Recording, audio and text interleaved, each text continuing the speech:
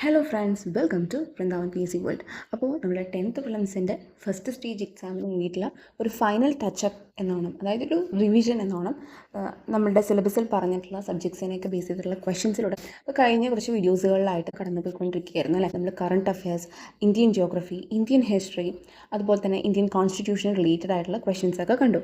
ഇന്ന് നമ്മളതിൻ്റെ ബാക്കി സബ്ജക്ട്സിൻ്റെ ക്വസ്റ്റ്യൻസാണ് കാണാൻ പോകുന്നത്. അപ്പോൾ ഇന്നത്തേൽ ഞാൻ മാക്സിമം കേരള ജിയോഗ്രഫിയും കേരള ഹിസ്റ്ററിയുമാണ് ക്വസ്റ്റ്യൻസ് സെറ്റ് ചെയ്തിട്ടുള്ളത്. അതിൽ വേണ്ടതിൻ്റെ, അത്യാവശ്യമുള്ളതിൻ്റെയും ഇമ്പോർട്ടൻ്റ് ആയതിൻ്റെയും ഒക്കെ റിലേറ്റഡ് ഫാക്ട്സും ഞാൻ പറഞ്ഞു പോകുന്നതായിരിക്കും. ഇതൊക്കെ തീർച്ചയായിട്ടും ഇമ്പോർട്ടൻ്റ് ആയിട്ടുള്ളതാണ്. ലേറ്റസ്റ്റ് ആയിട്ട് നടന്നിട്ടുള്ള കുറേയധികം എക്സാംസിന് ചോദിച്ചു കണ്ടിട്ടുണ്ട് കേട്ടോ, പല രീതിയിൽ. അപ്പോൾ അതൊക്കെ കുറച്ച് മാറ്റം വരുത്തിയിട്ടൊക്കെയാണ് ചിലതൊക്കെ ഞാൻ ചോദ്യം സെറ്റ് ചെയ്തിട്ടുള്ളത്. ഓക്കെ, അപ്പോൾ ഇന്നത്തെ വീഡിയോ മുഴുവനായിട്ടും കാണുക, സ്കിപ്പ് ചെയ്യാതെ. തീർച്ചയായിട്ടും നിങ്ങൾക്കിത് ഹെൽപ്ഫുൾ ആയിരിക്കും. വളരെ കുറച്ച് സമയം കൊണ്ട് തന്നെ കണ്ടു തീർക്കാൻ സാധിക്കും. പിന്നെ നിങ്ങൾക്ക് സ്പീഡ് അഡ്ജസ്റ്റ് ചെയ്യാൻ സാധിക്കും കേട്ടോ. യൂട്യൂബിൻ്റെ സൈഡ് സെറ്റിംഗ്സിൽ പ്ലേബാക്ക് സ്പീഡ് അഡ്ജസ്റ്റ് ചെയ്യാം. സോ നിങ്ങൾക്ക് കൂട്ടിയോ കുറച്ചോ എങ്ങനെ വേണമെങ്കിലും കാണാം കേട്ടോ. ആദ്യത്തെ ചോദ്യം, മറ്റ് സംസ്ഥാനങ്ങളുമായി അതിർത്തി പങ്കിടാത്ത കേരളത്തിലെ ജില്ലകൾ ഏതെല്ലാം എന്നുള്ളതാണ് ചോദിച്ചിട്ടുള്ളത്. കറക്റ്റ് ആൻസർ ആലപ്പുഴ, കോട്ടയം, കോഴിക്കോടാണ്. അപ്പോൾ ഇങ്ങനെയുള്ള കേരളത്തെ സംബന്ധിച്ചിട്ടുള്ള ബേസിക് ഫാക്ട്സുകളുണ്ടല്ലോ, ഇത് ഞാൻ മുൻപും പറഞ്ഞിട്ടുണ്ട്. ബൗണ്ടറി ഷെയർ ചെയ്യുന്നതിനെ സംബന്ധിച്ചിട്ടുള്ള ഇങ്ങനത്തെ ചോദ്യങ്ങളൊക്കെ ഉണ്ടല്ലോ, അത് കൃത്യമായിട്ട് ഒന്ന് നോക്കിയേക്കണം കേട്ടോ. കാരണം അത് ചോദിക്കാൻ സാധ്യതയുണ്ട്. അപ്പോൾ കേരളത്തിൻ്റെ അടിസ്ഥാനമായിട്ടുള്ള കാര്യങ്ങളൊക്കെ, വിസ്തൃതി, തെക്ക് വടക്ക്, നീളം, അങ്ങനത്തെ കാര്യങ്ങളൊക്കെ ഉണ്ടല്ലോ, അതൊക്കെ ഒന്ന് കൃത്യമായിട്ട് നോക്കിയേക്കണം കേട്ടോ.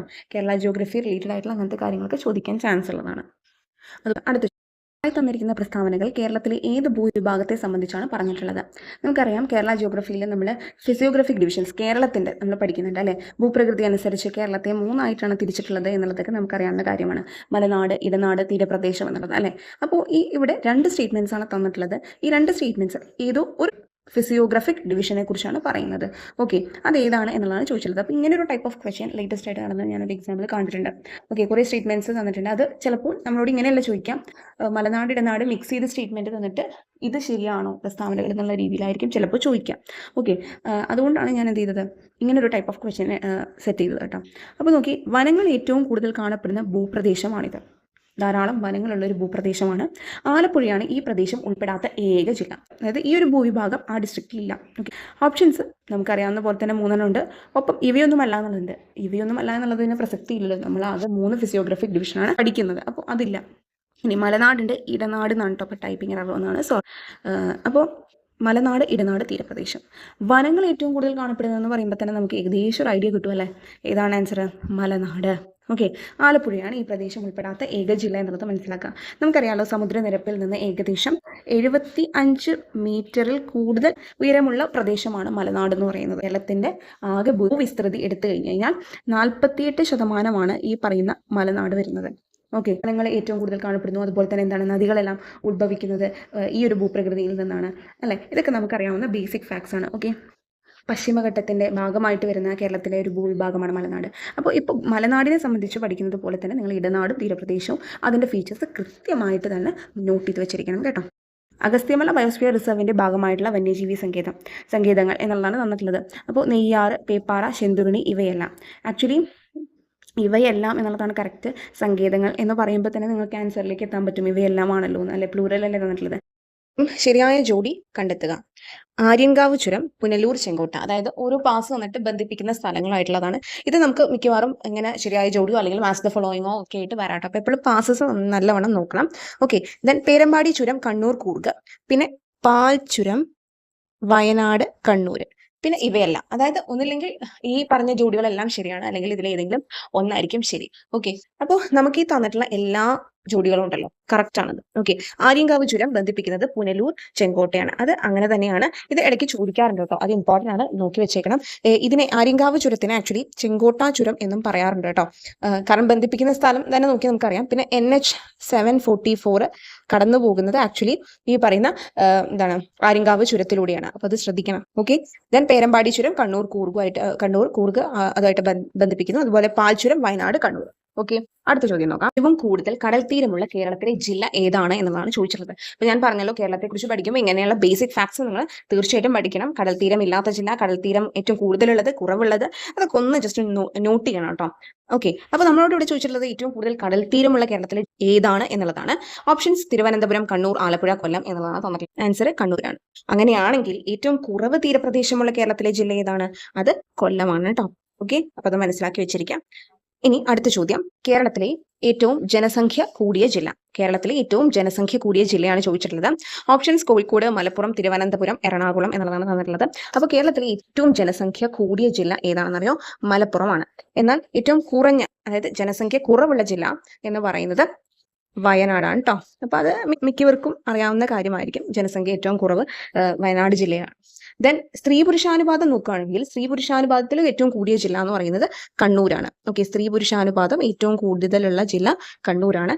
കുറവുള്ള ജില്ല എന്ന് പറയുന്നത് ഇടുക്കിയാണ്. അപ്പൊ ഇതും കൂടി ഒന്ന് മനസ്സിലാക്കണം കേട്ടോ. കാരണം ഞാൻ പറഞ്ഞല്ലോ, ലേറ്റസ്റ്റ് നടന്ന ഡിഗ്രി മെയിൻസിൽ ഇങ്ങനെ ഇതിനെ സംബന്ധിച്ചിട്ടാണ് തോന്നുന്നത് ഒരു ചോദ്യം ഞാൻ കണ്ടിരുന്നു.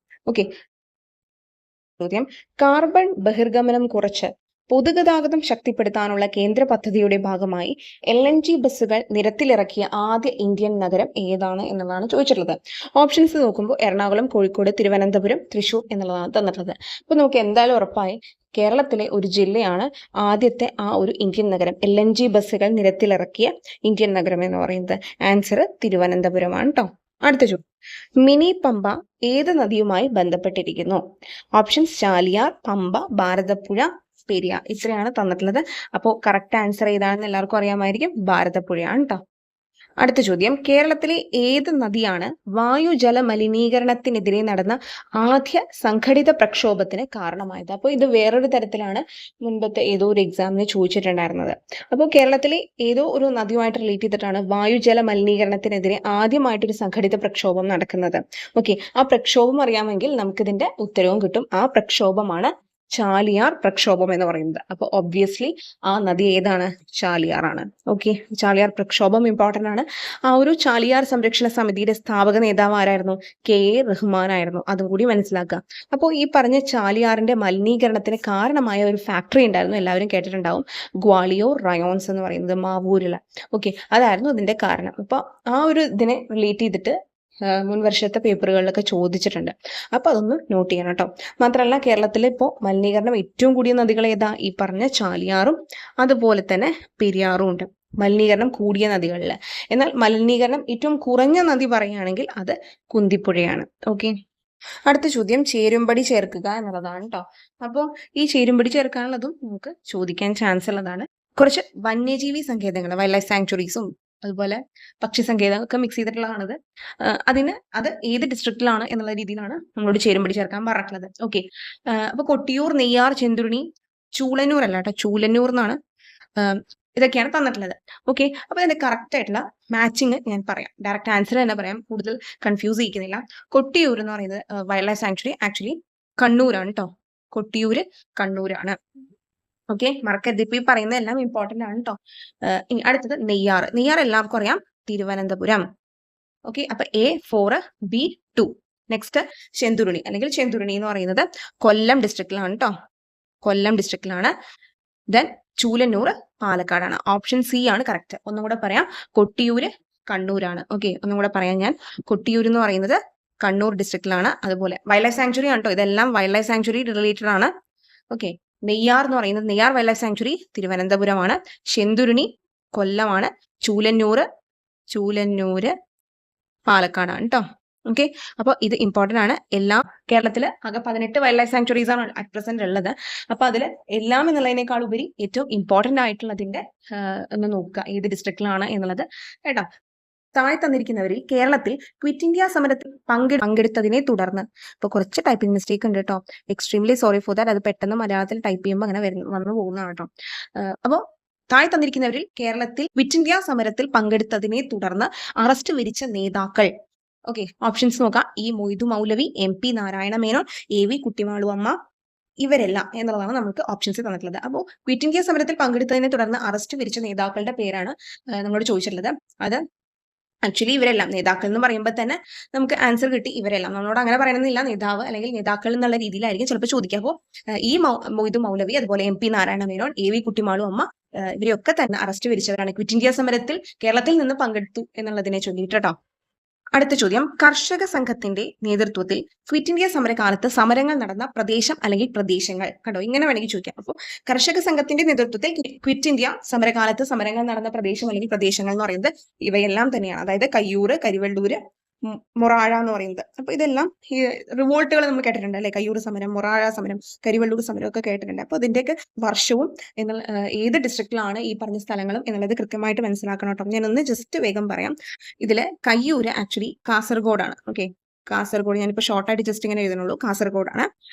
പിന്നെ കരിവള്ളൂരും അതുപോലെ തന്നെ മൊറാഴി, ഈ 2 സ്ഥലങ്ങളുണ്ടല്ലോ അത് ആക്ച്വലി കണ്ണൂരാണ്. ഓക്കെ, അപ്പോൾ അതൊന്ന് മനസ്സിലാക്കാം. ഡിസ്ട്രിക്ട് കൃത്യമായിട്ട് മനസ്സിലാക്കുക. ഇതിന്റെ വർഷങ്ങൾ, ഈ റിവോൾട്ടുകൾ നടന്ന വർഷങ്ങളും ഇമ്പോർട്ടന്റ് ആണ് കേട്ടോ. ഇതില് കയ്യൂർ സമരം ആക്ച്വലി നമുക്ക് എല്ലാവർക്കും അറിയാം 1941 കയ്യൂർ സമരം നടക്കുന്നത്. ഇത് വർഷം അങ്ങനെ തന്നെ എടുത്ത് ചോദിക്കൂട്ടോ, 1941 അതുപോലെ മൊറാഴ എന്ന് പറയുന്നത്, മൊറാഴ സമരം 1940 നടക്കുന്നത്. കരിവള്ളൂർ സമരം 1946. അപ്പൊ നമ്മളോട് ചിലപ്പോൾ കാലഗണന പ്രകാരം അറേഞ്ച് ചെയ്യൂ എന്നുള്ള രീതിയിലായിരിക്കും ചോദിക്കുക. അപ്പൊ ഇതിന്റെയൊക്കെ കൃത്യമായിട്ട് വർഷം നോക്കണം. കയ്യൂർ 1941, മൊറാഴ 1940, കരിവള്ളൂർ 1946. ഇനി നമുക്കറിയാവുന്ന വേറെ ഉണ്ട്, പുന്നപ്ര വയലാർ സമരം, അത് 1946 ആണ് അല്ലെ. അപ്പൊ ഇതൊക്കെ മെയിൻ റിവോൾട്ട്സ് ആണ്, കൃത്യമായിട്ട് തന്നെ നോക്കും. അടുത്ത ചോദ്യം, മലബാറിൽ ദേശീയ പ്രക്ഷോഭത്തിന് നേതൃത്വം നൽകിയ പ്രധാന വനിത. ഓക്കെ, മലബാറിൽ ദേശീയ പ്രക്ഷോഭത്തിന് നേതൃത്വം നൽകിയ പ്രധാന വനിത, ഞാൻ ഡയറക്റ്റ് ആൻസർ തന്നെ പറയാം, AV കുട്ടിമാളു അമ്മയാണ് കേട്ടോ.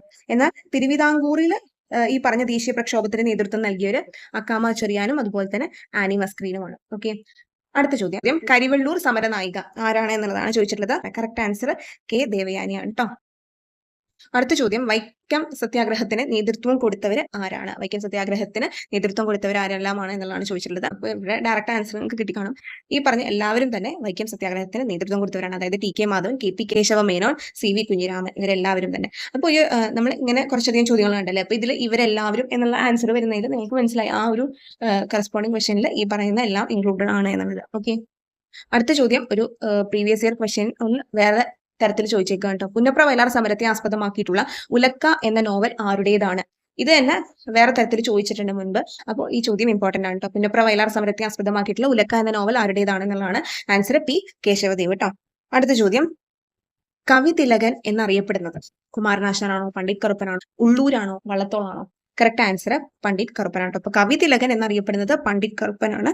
ഓക്കെ, അത് മനസ്സിലാക്കുക. കേരളത്തിലെ എബ്രഹാം ലിങ്കൺ എന്നറിയപ്പെടുന്നതും ആര് തന്നെയാണ്? പണ്ഡിറ്റ് കറുപ്പനാണ്. ഓക്കെ, അപ്പോൾ നവോത്ഥാന നായകൻ എന്ന് പറഞ്ഞ ഒരു ഇതുണ്ടല്ലോ നമുക്ക് സിലബസിന്. അപ്പൊ അതിൽ നിന്നുള്ള കുറച്ച് ചോദ്യങ്ങളാണ് ഇനി അങ്ങോട്ടുള്ളത് കേട്ടോ.